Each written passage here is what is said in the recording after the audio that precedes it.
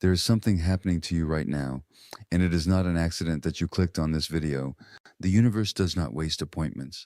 Whatever brought you here, a restless night, a longing you cannot name, a quiet voice inside you whispering that there must be more, that is not random. That is a signal.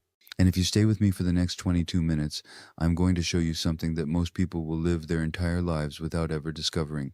Not because it is hidden from them, but because they were never still enough to receive it. I want you to take one slow breath right now. In through the nose, hold it, and release. Good, because what I am about to share with you operates below the level of the thinking mind. It moves in the deeper waters, and your nervous system needs to be open to receive it. Let me begin with a question that Carl Gustav Jung, perhaps the greatest cartographer of the human soul who ever lived, spent his entire life trying to answer. He asked, why do intelligent, well-meaning, genuinely good people consistently fail to get what they most deeply want? Why do they set goals and abandon them? Why do they fall in love with the same wrong person again and again? Why do they sabotage their own success at the very moment it is within reach? And what Jung discovered, what took him decades of research, of working with thousands of patients in his clinic in Küsnacht, of his own dark and terrifying journey into the depths of his own psyche, was this: the obstacle is never outside of you. It is never the economy, the timing, the competition, or the circumstances. The obstacle is always a part of yourself that you have not yet met, a part of yourself that lives in the darkness below consciousness, in the place he called the unconscious. Now, I know that word can sound clinical. It can sound like something that belongs in a therapist's office, not in your daily life. But stay with me, because when you understand what the unconscious actually is, when you feel it, not just understand it intellectually, everything changes. Your desires stop feeling like wishes and start feeling like inevitabilities. The gap between who you are and who you were born to be begins to close. And that is exactly what this video is about. The unconscious is not simply the place where forgotten memories go. It is not the basement of your mind where you store old traumas and embarrassing moments. No, the unconscious is something far more vast, far more luminous, far more terrifying and beautiful than that. Jung said it contains not only the shadow, the parts of ourselves we have rejected, suppressed, denied, but also the gold, the unlived potential, the desires that are so powerful, so true, so aligned with your deepest nature that the ego is afraid to claim them. Think about the last time you had a desire, a real one. Not I want a new phone.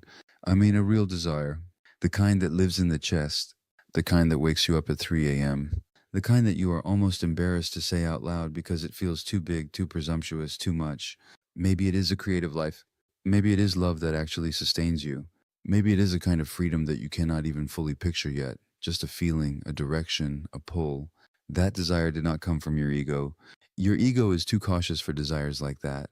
Your ego is the part of you that says be realistic. That desire came from something deeper. It came from what Jung called the self, capital S, the totality of who you are, the organizing intelligence at the very center of your being, the part that knows your purpose even when your conscious mind is still confused. And here is the heartbreaking thing. Here is what keeps most people stuck their entire lives. The ego and the self are not aligned.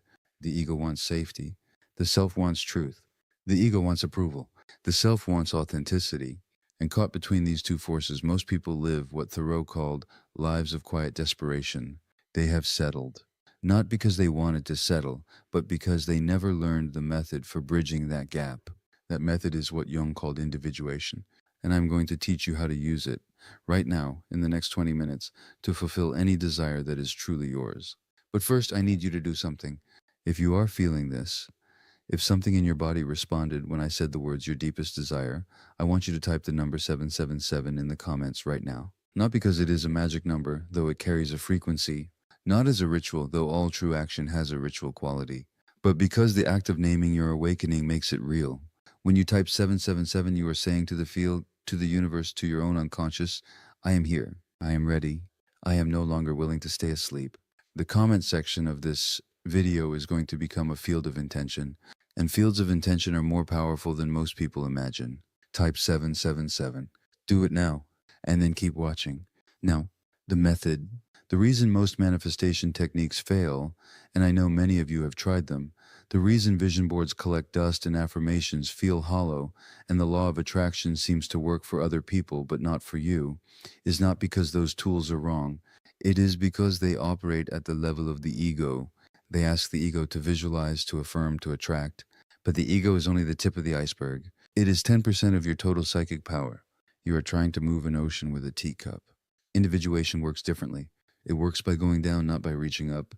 It works by descent, by encounter, by integration. And when you do it correctly, even in 20 minutes, you access a level of internal coherence, of alignment between your conscious intention and your unconscious intelligence that makes the fulfillment of your desire not a hope, but a gravitational certainty. Here's the process. I am going to walk you through it step by step, and I want you to actually do this as I describe it. Not save it for later, not watch it intellectually. Do it now. Step 1. Name the desire with ruthless precision. Most people are vague about what they want. They say, I want to be happy, or I want more money, or I want a better relationship. These are not desires. These are directions. A real desire is specific. A real desire has a texture, a color, a weight. So right now I want you to close your eyes, if you can do so safely, and ask yourself, what is the one thing, if it arrived in my life tomorrow, that would make me say, yes, this is it. This is the life I was meant to live. Not a list. One thing. Let it surface. Don't judge it. Don't edit it. Don't immediately think about whether it is possible. Just let it be named. Open your eyes. Hold that. Step 2. Meet the part of you that is afraid of it. This is the step that nobody talks about, because it is uncomfortable. Because it requires you to stop pretending that the only thing standing between you and your desire is some external circumstance. Somewhere inside you there is a voice, or perhaps more accurately, a presence, and that does not want this desire to be fulfilled. That part of you was probably created a long time ago. It was probably created to protect you from something painful. It did its job well. It kept you safe at a time when you needed safety more than you needed growth. But it is still running the old program. And until you turn and face it, until you look at it with compassion rather than fear or shame, it will continue to operate in the dark, sabotaging your relationships, your creativity, your success, from below the level of your awareness. In Jungian terms, this is the shadow. And the shadow does not dissolve when you ignore it. It grows. But the shadow integrates. It transforms when you acknowledge it. When you say, I see you. I understand why you are here, and I thank you for protecting me. But I am ready to move forward now. Take a moment. Ask yourself, what part of me is afraid of actually getting what I want? What would I lose if this desire came true? What old story would be disproved? What identity would I have to shed? Sit with that. Really sit with it, because this is where the alchemy begins. Step 3. Access the symbol. Jung discovered that the unconscious communicates not in words, but in images. In symbols. In the language of dreams and metaphors and the body's sensations.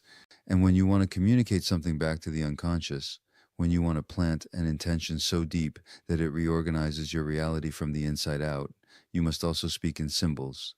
So here's what I want you to do. Close your eyes again.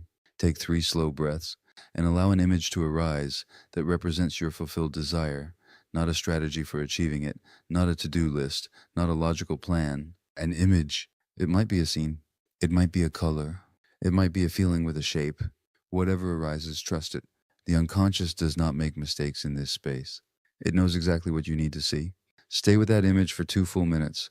Let it become vivid. Let it become alive. Let it breathe. Notice what it feels like in your body to inhabit that image, to exist inside that reality, even for a moment. This is not fantasy. This is programming. You are speaking directly to the part of you that actually runs your life. Step 4. The 20-minute field. Now, here is the part that gives this video its title.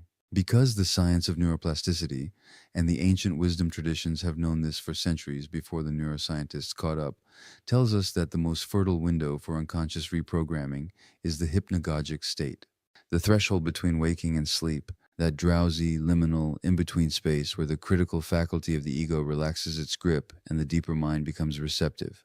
You can access this state deliberately. You do not have to wait for it to happen accidentally. And when you access it while holding a clear, emotionally charged, symbolically rich intention, which you now have from the first 3 steps, you create what I call a frequency field, a field of coherence between your conscious desire and your unconscious intelligence. And in that field, the desire does not feel like something you are reaching for. It feels like something you are remembering, like something that was always yours, returning home. Here's how you do it. Find a position of comfortable stillness. Not lying down completely. You do not want to fall fully asleep. sitting slightly reclined or lying with a pillow under your head that keeps you just above full horizontal. Set a soft alarm for 20 minutes. Allow your eyes to close. Call back the symbol from step 3. Hold it gently, not with effort, but with attention. And as your mind begins to drift, as the thoughts of the day begin to dissolve, simply return to the symbol again and again, with the softness of someone returning to a beloved song. In those 20 minutes, you are not trying to force anything. You are not visualizing with the jaw clenched and the fist tight. You are surrendering. You are letting the deeper intelligence take the intention and weave it into the fabric of your being. You are, in the truest sense of the word, becoming. This is the practice. This is the method. It is ancient. It is neurologically sound, and it is available to you right now, today, exactly as you are. Step 5. The Integration Act. When your 20 minutes are complete, when you return to full waking consciousness, there is one final step that most people skip, and skipping it is the reason their practice does not take root. You must do one small physical action that is aligned with your desire, not a grand gesture, not a complete overhaul of your life. One small, concrete, real-world action that says to your body, to your environment, to the universe, this is real. This is happening. I'm participating in my own becoming. It might be writing a single sentence in a journal. It might be making one phone call you have been avoiding. It might be clearing one corner of your space to make room for what is coming. It might be simply standing up, walking to a window, looking at the world, and saying out loud, I am ready. The unconscious speaks in symbols, but it listens to actions. Do not skip this step. Now I want to pause here and speak to those of you who are skeptical. I see you. I respect you. Skepticism is intelligence protecting itself, and your intelligence is an asset, not an obstacle. So let me be honest with you about something. This process is not magic in the Hollywood sense.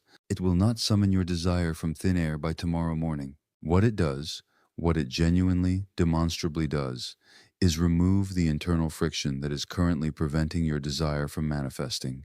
It aligns the 10% of you that wants the thing with the 90% of you that has been unconsciously working against it.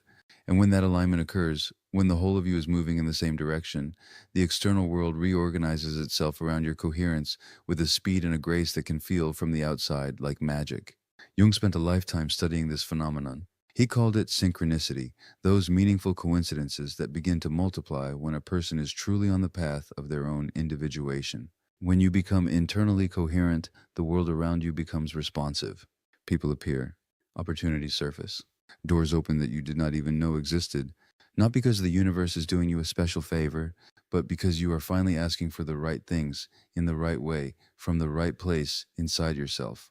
And speaking of right places, I want to address something that comes up for almost everyone who encounters this work, the question of worthiness. Because somewhere along the line, most of us absorbed a message from a parent, a teacher, a religion, a culture, that we had to earn the right to our desires, that wanting was dangerous, that receiving was selfish, that the life you most deeply want is somehow too much to ask for. That message was wrong, not unkind, not malicious, wrong. Your desires are not random. They are not accidents. They are not indulgences. In the Jungian framework, the desires that arise from your deepest nature, from the self, not from the ego's hunger for validation or the wound's need for compensation, those desires are the voice of your purpose. They are the sound of the universe calling you home to yourself. To suppress them is not humility. It is a kind of violence against your own soul. You are allowed to want what you want. You are allowed to pursue it with everything you have. You are allowed to receive it without guilt, without apology, without spending the rest of your life justifying your own flourishing. That permission does not come from me. It was always yours. I am simply reminding you. Now, some of you watching this are going through something very specific right now. A relationship that ended and left you wondering if love is even real. A career that collapsed and left you wondering if your gifts have any value. A dream you have been carrying for so long that it has started to feel like a burden rather than a light. A version of yourself that you can almost see, the one who is free, alive, whole, unafraid, but that feels separated from you by a distance you cannot measure or cross. I want to speak directly to you. The distance is not as great as it feels. What feels like a chasm is often only a threshold. And the difference between someone who crosses that threshold and someone who turns back is not talent, not luck, not timing, not circumstance. It is one thing only, the willingness to keep moving toward the self, even when the ego is afraid, even when it hurts, even when you cannot see the other side. The process I have given you today is not a shortcut. Individuation is never a shortcut. It is the path itself, but it is the right path. And walking it, really walking it, is the most meaningful thing a human being can do with a lifetime. Before I close, I want to give you something to carry with you. A practice that takes less than 60 seconds and can be done anywhere. On a bus, in a bathroom, in the 30 seconds before a difficult conversation. Place one hand on your chest, right over the heart. Feel the warmth of your own hand. Take one breath, and as you exhale, say silently or aloud, "The desire I carry is true. I'm becoming the person who receives it. I trust the intelligence inside me to show the way." That is it. That is the whole practice in its smallest form. And it works because it does three things simultaneously. It activates the body, it affirms the intention to the unconscious, and it cultivates the quality of trust, which is the soil in which all desires finally take root. Do that every day. Add the 20-minute practice when you can. Stay curious. Stay patient. Stay kind to yourself in the moments when the old patterns reassert themselves, and they will, because that is how human transformation works. Not in a straight line, but in a spiral. Each time you return to the center, you return from a slightly different angle, with slightly more depth, slightly more understanding of who you are and what you are here to do. And here's what I know after years of studying this and walking this path myself and witnessing others walk it: you will get there. Not because the universe owes you a happy ending, but because the desire you carry is a form of knowledge. It knows something about who you can be that your current circumstances cannot yet reveal. And the process of becoming who you truly are, of following that desire all the way to its source, all the way through the shadow, all the way through the fear, all the way into the light on the other side, that process is not the price you pay for a good life. That process is the good life. And let me leave you with the words that have guided this entire conversation, words that Carl Jung spoke toward the end of his long, extraordinary, fully lived life.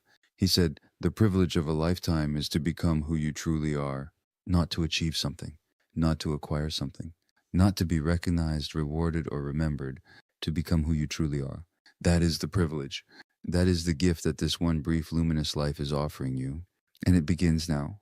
If this video moved something in you, if something shifted, even slightly, please leave 777 in the comments. Not for the algorithm, not for me, for yourself.